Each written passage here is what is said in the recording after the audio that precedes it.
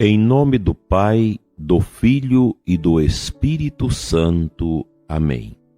Ave Maria, Virgem poderosa, Imaculada Conceição, Rainha das Vitórias, que as vossas lágrimas de sangue destruam as forças infernais que se levantarem contra o ouvinte do programa Oração da Manhã.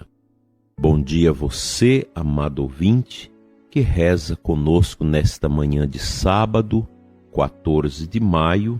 Hoje nós lembramos São Matias Apóstolo, aquele que substituiu a Judas, o traidor. Dando sequência às nossas meditações, hoje falaremos de uma virtude chamada lhaneza.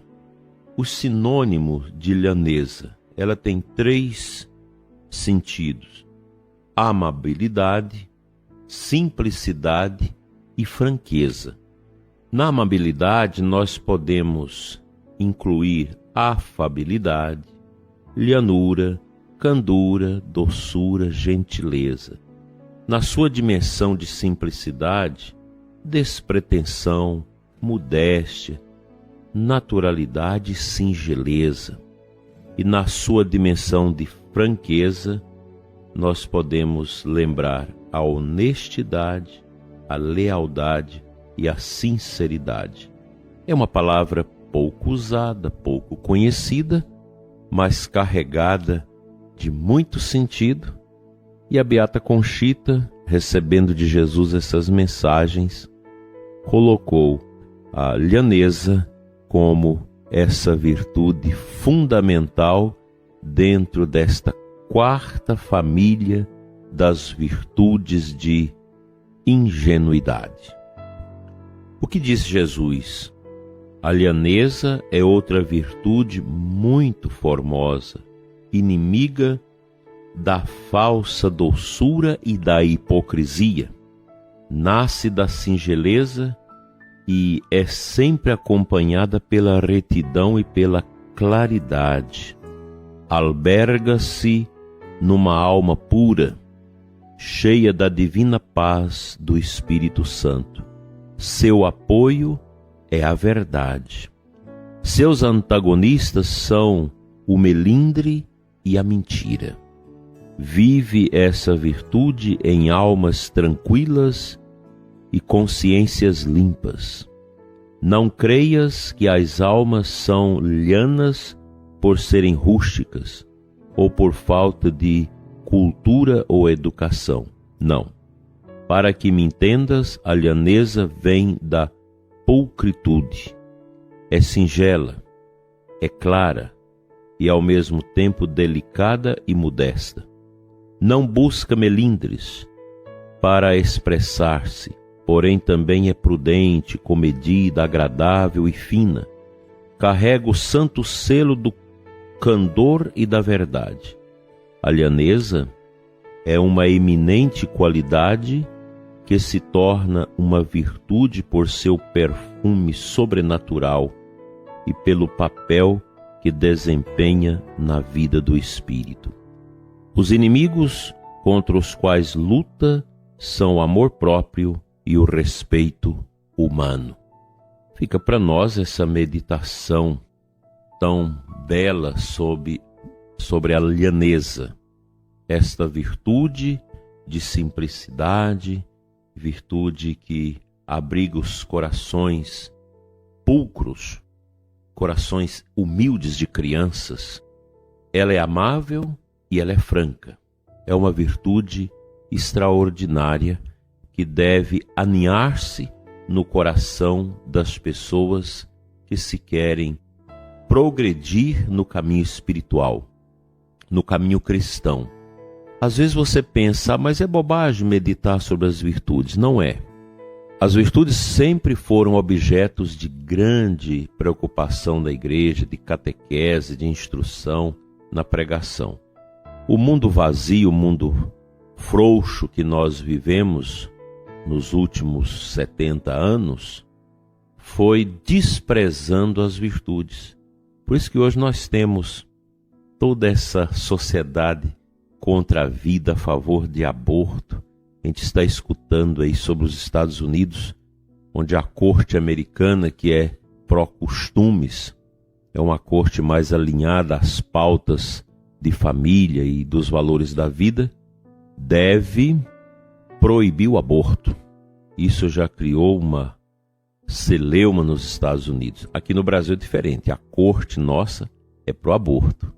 Está lá com o projeto prontinho, já discutido, para dizer que não foi tomada uma decisão assim parcial, mas escutou a sociedade, feministas, pró-abortistas, escutou também a igreja, os cristãos, mas está ali, porque aqui é diferente de lá.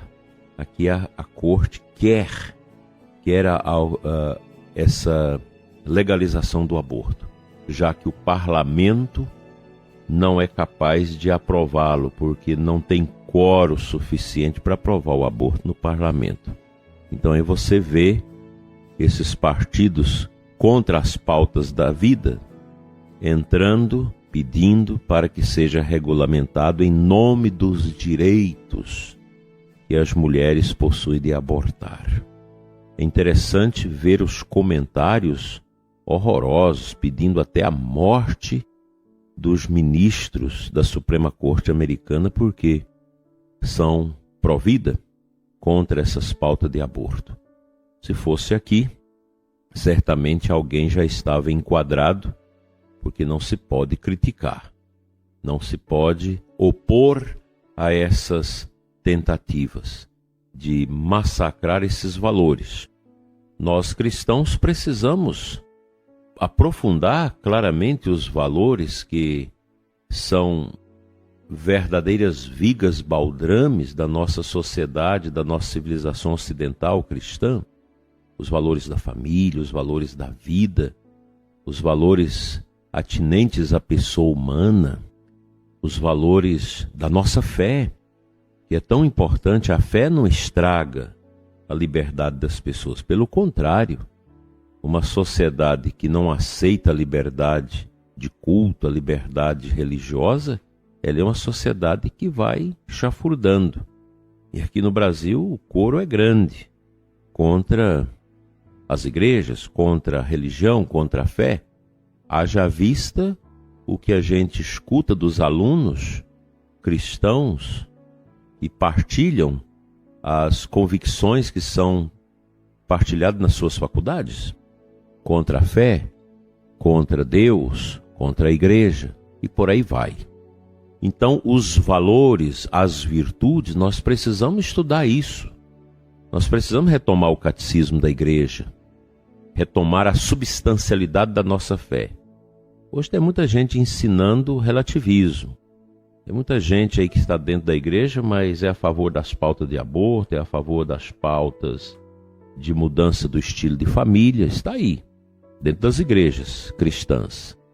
São aí amoitados, mas no coração já tem essas prerrogativas que às vezes não são colocadas às claras. Mas o fato de a gente não escutar certos luminares da teologia, da reflexão cristã, não defender as pautas da vida e da família, já levanta a suspeita que nesse mato tem coelho.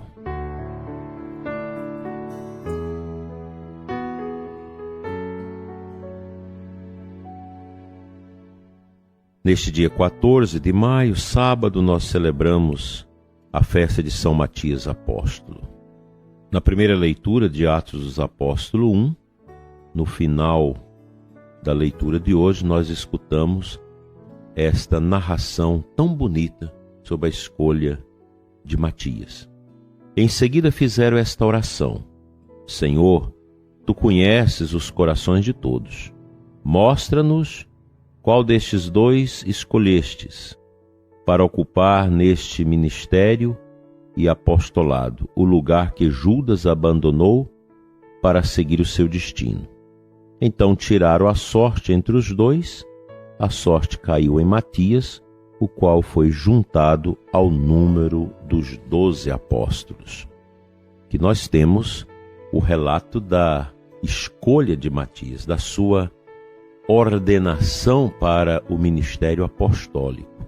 Como sucessor de Judas, é um apóstolo, um homem simples, carregado de virtudes, que teve, em razão da sua vida, da sua conversão, da sua entrega a Cristo, a escolha muito bem apropriada da parte dos primeiros apóstolos da igreja. Como é bonito esse procedimento ao longo da igreja, das escolhas que se faz para aqueles que, no seguimento a Jesus, vão dar prosseguimento à missão da igreja. A missão da igreja é isso: defender a fé, defender a vida, a família, defender os direitos de Deus, defender a lei de Deus. Nós temos muita gente hoje que defende a lei dos homens e não a lei de Deus. Quando nós nos calamos diante desses massacres que se quer fazer a lei de Deus, a lei natural de Deus, nós pecamos, é omissão. Aborto, nós não podemos aceitar em situação alguma, porque é um atentado contra a vida. A destruição da família também. Nós não podemos aceitar esse relativismo que prega também a inexistência da verdade. Isso é muito comum dentro desse discurso que a gente conhece muito bem dentro da nossa sociedade, que é um discurso também da nova ordem mundial. A desconexão da vida humana com a verdade. Cada um faz da sua vida o que bem entende. Eu fiquei horrorizado de ver nas manifestações nos Estados Unidos a favor do aborto e contra a corte, uma jovem dizendo que a maior tristeza dela é sua mãe não a tê-la abortado. É esse tipo de discurso que está aí. Um obscurantismo horroroso. Que Deus nos dê o dom de defender a vida.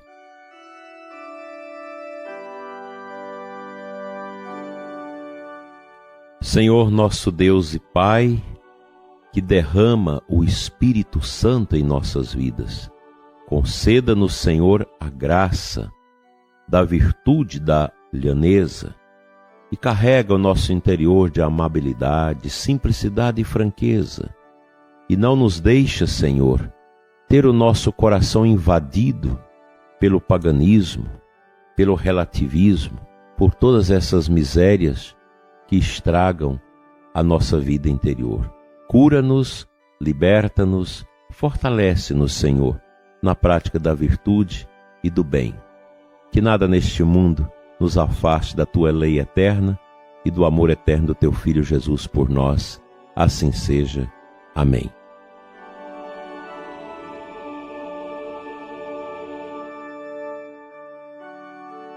Pela intercessão da bem-aventurada Virgem Maria, nossa Mãe, e de São Matias, apóstolo, seja abençoada a sua vida, a sua família. Em nome do Pai, do Filho e do Espírito Santo. Amém. Até amanhã, se Deus assim nos permitir.